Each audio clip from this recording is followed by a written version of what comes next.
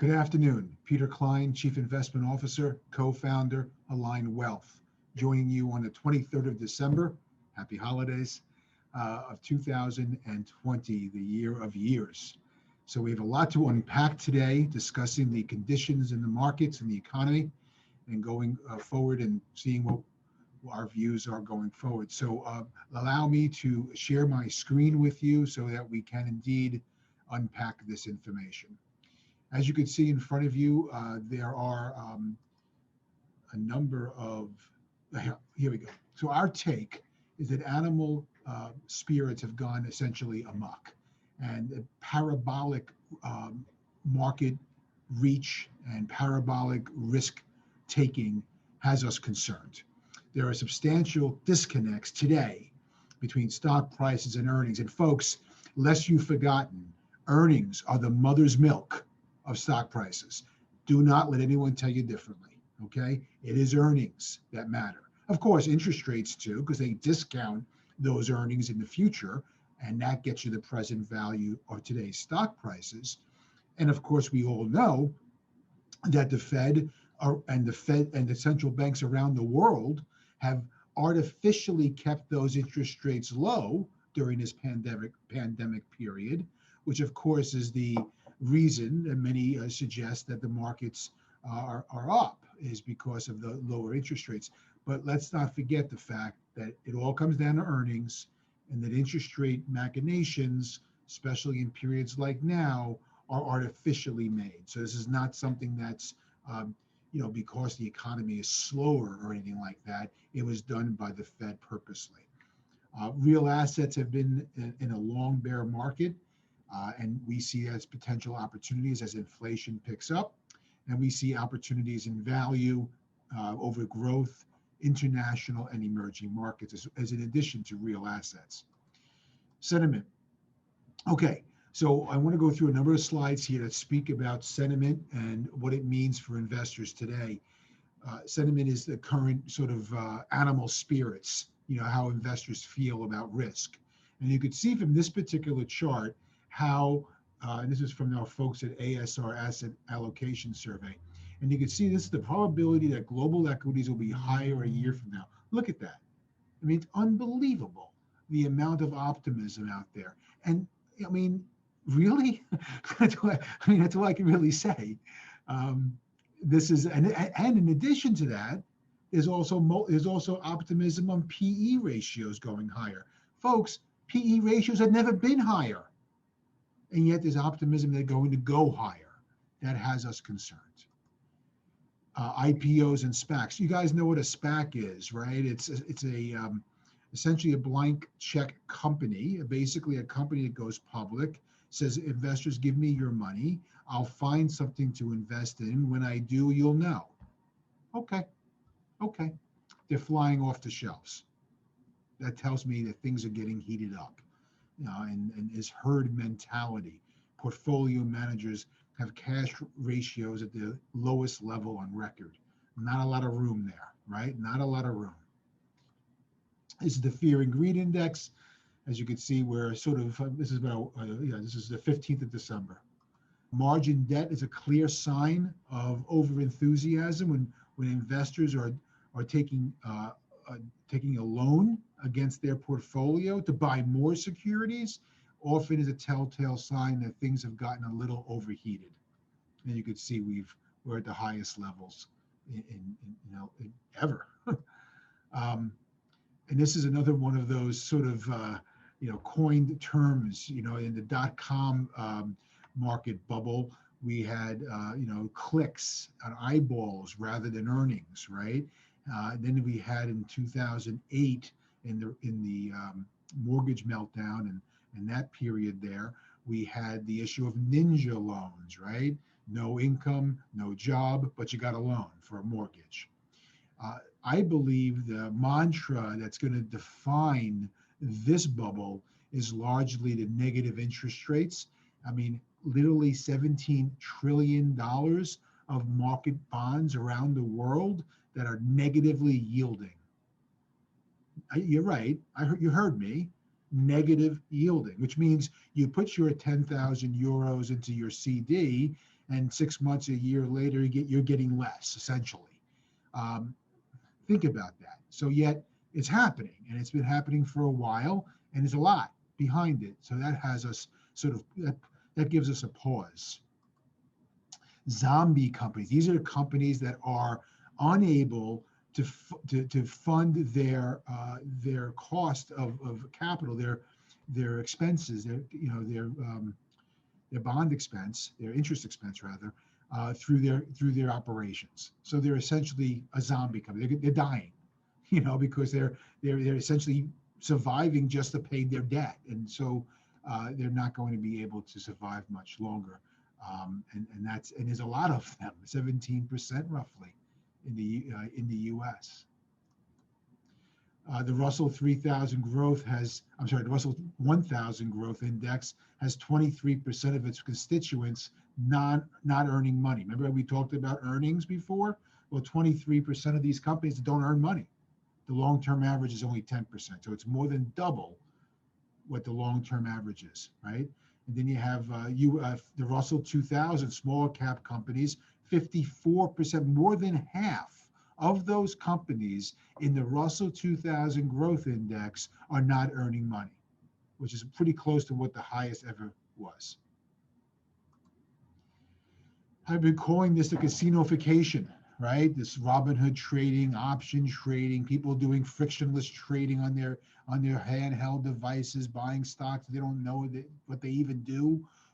People treat stocks as if they're just a game, or investing as if it was a video game. That's not good. That just doesn't work. And we're seeing that because people over the summer, there were investors buying companies that were bankrupt. For what reason, I don't know, but they were. And this tells you that things have gotten overheated. You can see here how the small retail investor has outperformed the professional investors over the course of 2020. I'm thinking about an old saying from back in the 1920s that when the shoe shine guy gives you a stock tip, it's time to get out, that kind of thing. So this sort of speaks to that. And here's the concentration. We've heard this before, how there's 5 companies on the index that control 25% of the index's values because it's cap weighted. So be concerned about over concentration in the index. All right, so that was sentiment. That was the feeling of the market, the feeling of investors. What that means, I would say overzealous, frothy, and therefore concerning. Let's talk macro. This is more data set. This is the M2 supply, skyrocket. So more capital is slushing around in the system. Now, we've got a lot of that capital as debt, 28 trillion US debt. If you add in corporate, federal, consumer, muni, all wrapped up, 80 trillion bucks. By the way, we're a $26 trillion economy, okay? So that's important. And again, we talked about the near zero, if not negative interest rates, and how 17 trillion, 25% of all bonds are negative yielding. So this is concerning from a macro perspective. Here's a picture, a chart that shows that U.S. debt and the expectation of that going forward. So this chart then from our friends at DoubleLine shows us not only the aforementioned M2, which is here, and that skyrocket COVID pop, right, with slushing money, or feeding the machine, if you will, with capital. But then you also have this, which is the velocity of money, how the velocity has fallen off. And when velocity falls off, that's providing some insight to whether consumers and businesses are saving or spending their money. And we feel as if this reduction in velocity is a telltale sign, call it a canary in a coal mine, that is suggesting a weaker economy going forward. We're inflationists to some degree. We believe that inflation is the next big thing that's going to sort of be in the market going forward and in the economy. And we're not alone on that belief. As you can see here, economists at Morgan Stanley predict a fundamental shift in inflation dynamics rising to the Fed's 2% target by the second half of 21. So folks, be aware, and that's why we're looking at real assets, as you'll see in a moment, to help our portfolios be aligned with this potential situation or economic condition of inflation. We always want to be ahead of the curve. We always want to look around corners and skate where the puck is going rather than where it is. So we're very proactive in our thinking about that, and we believe, again, inflationary pressures are building. Why would it? Because of the aforementioned money supply. That's why the inflation is building, and it's global, right? So that's going to tell us what's going to happen next, and we believe that inflation is likely to raise its ugly head, which has implications for investors and importantly for portfolios going forward and certain asset classes. Let's talk about valuations. You're never going to hear me speak without talking about valuations, so forgive me, but that's that's sort of what I grew up on. So I'm going to give it to you. Here it is, all red, flashing red signals across the board. Every one, median enterprise value to sales, U.S. market cap to GDP. That's Buffett's favorite. Enterprise value to free cash flow, price to sales. Boom, boom, boom. They're all at historical highs. Folks, don't let this go by without giving it some thought. This is a critical piece here. So when, there's been a lot of studies over, decades of financial analysis to look at what have been the most important determinants of success in investing.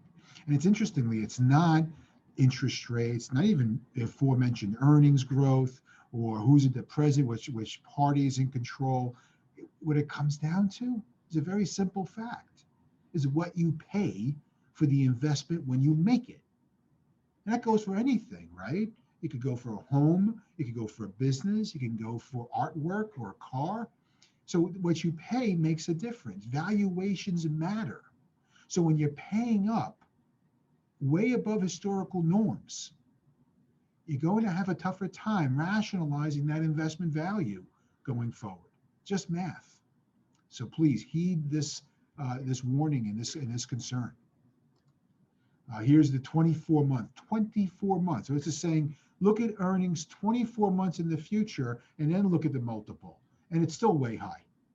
We don't look at 24-month multiple. We look at next year's multiple. But in order to rationalize this market move, investors are looking at earnings 2 years in advance. We don't know what earnings are going to be 2 years in advance. They barely know what's going to be a year in advance.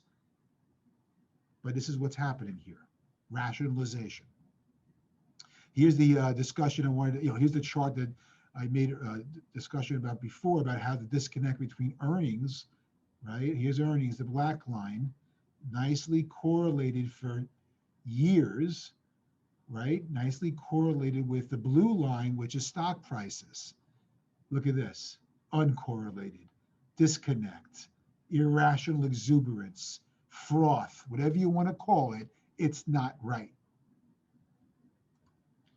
Here's price to sales. Now, price to sales is one of the most, I call it a very scary slide because it's one of the most mean reverting of all the financial valuation metrics we use, because it's based not on the efficiencies of a company to take sales to earnings, or tax rates that can make earnings larger, or accounting machinations, right? It has to do with top line. It's basically just sales, revenues.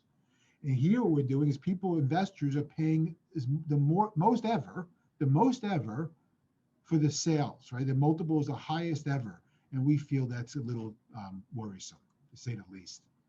And again, this is the 2-year PE. And the assumption here is $196 a share in S&P 500 earnings in 2022. Roll back the tape a little bit. In January of 2020, the then expectation for earnings for 2020 pre-COVID was 177, up about 5 or 6% from 2019's number. We got down to about 125, 130, probably end the year in the 140 range. And now they're going to assume assume that 140 in earnings in 2020 will grow to 196 2 years from now.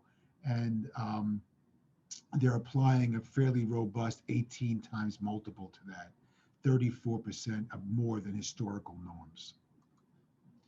And again, here's some more of this sort of bubble-like earnings, price to earnings ratios. Here's that scary chart I mentioned, companies in the Russell 3000 that have greater than 10x, 10 times sales. The market's about 2.5, 3, which is way above norm. This is 10 times. This is nosebleed. This is really ridiculous. And so you got to be careful of these companies that are trading at, unrationalizable, if that's a word, irrational metrics. And this is the Buffett yardstick showing think of this as a large PE ratio, right? The price is the market cap of all the stocks. That's the price. And the E, the earnings, is the GDP of our country, right? And you put them together and you get a market cap to GDP. And so what this is showing is it's never been higher. And essentially it's gone parabolic. So maybe this is why Mr. Buffett has a lot of cash on the sidelines. Look out below. This is the CAPE, popularized by Professor Schiller from Yale, Nobel laureate. And what he had said was, let's not look at earnings today or tomorrow or 24 months from now.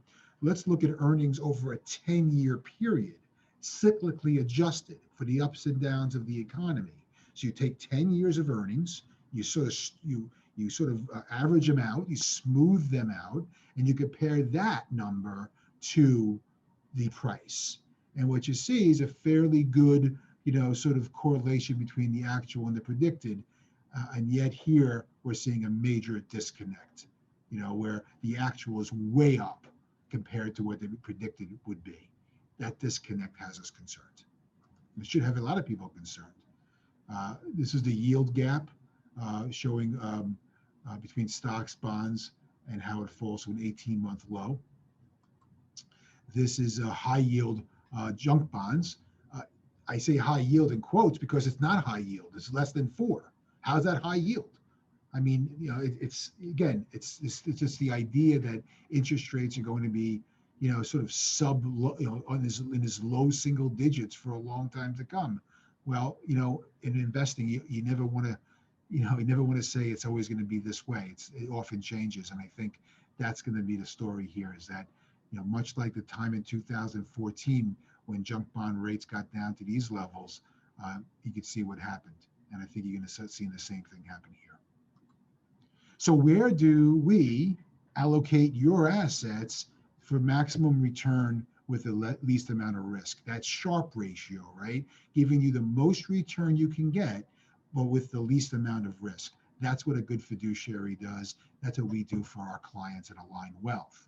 So we believe that a good fiduciary is going to have one foot on the gas and one foot on the brake, especially now, right now. One foot on the gas, one foot on the brake. That gas pedal might come off a little bit and may have 2 feet on the brake in the coming months. But right now, in the latter half of the year into the inauguration next year, we're going to see perhaps some seasonal growth opportunities. So we're very much interested in maximizing returns, but we're going to do so with a very clear mind towards protection of your assets. You want to seek uncorrelated asset classes. They're hard to find. Everything is correlated now because interest rates are held so low. So it's hard to find those uncorrelated assets. We're searching for them all the time. Seeking active management is when we're engaged on an everyday basis, watching your portfolio and making transactions in your behalf to maximize your return and minimize your risk. So we believe active management is the tour de force right now versus passive. We still have passive assets, but we're going to minimize passive versus active going forward. You got to embrace robust risk management, from stop loss orders to derivatives to protect the portfolio, good old-fashioned cash to buffer a portfolio to provide optionality in the future. That's important. This whole idea of balancing is important. And, but buy what's unloved. I know it's hard to do that. Everybody wants to chase the hottest investments. That's not usually the way to win, guys. Maybe short term, if you're lucky to get out in time. But mostly contrarians win. Okay, so you want to go against the herd.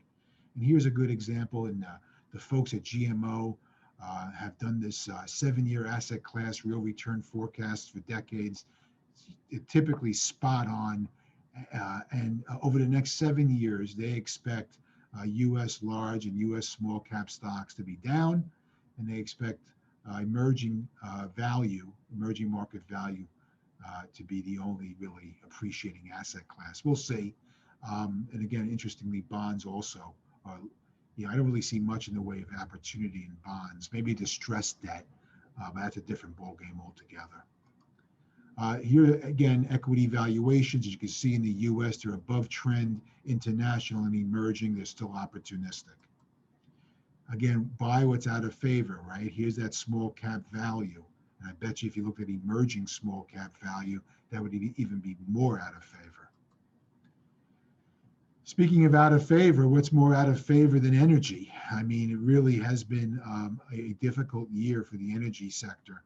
You could see here the weight of the energy sector used to be, well, back 10 years ago was 11-12%, but early 18 it was about 5.5-6, and now it's down to 2.5-3.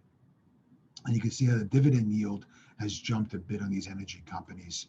More importantly to us, essentially, is price to book, because we're valuation people. So we're looking at what we're buying, are we buying it cheap enough to make sense? And indeed, these companies are priced very cheaply, both on a price to sales and a price to book level. So if you're looking for cheap assets, energy is one sector that makes some sense. Don't chase the overvalued. Never do that. There's always going to be a hiccup. Back in 2011, 12, 13, you could have bought, these iconic companies on a cheaper than their fair value relative to their valuation. So wait for that. Don't buy up here like everybody else. Wait for the hiccup. Be patient. Wait for the fat pitch. We talked about real assets. Given our call on inflation, we believe this is going to be an asset class worth your attention. So we talked about why, right? The why is governments spending globally on the pandemic and post-pandemic. We're going to see, we've seen M2 sloshing around at an unprecedented rate. We have deficits as long as the eye can see. We got more debt than we've ever had before globally. Negative interest rates, negative real interest rates, and commodities and real assets have done nothing. And so I think we believe that that's going to be an opportunity going forward. And here you could see, where, as inflation goes up, you want to have hard assets and you want gold. And this is the commodity index, and you could see, how many investments in the last 10 years have gone down. This has gone down 13% a year. Commodity, the Goldman Sachs Commodity Index. We see that as an opportunity. Gold miners have something that we've been talking about for a while now. We believe these companies have found free cash flow religion. They are no longer doing mining projects that are overly expensive and not yielding cash flow. They're now focused on cash flow and returning that cash flow to investors. We believe now is a strong opportunity for years to come in that sector. And we've identified a number of companies that we think are extremely attractive, and happy to discuss them with you. So that's it. Happy holidays. Let's get rid of this year and start fresh in a new year. I only hope it's going to be a better one. I believe in the strength of our collective ability to make change. Stay healthy, folks, and we will be back with you in the new year. Take care. Thank you for your attention.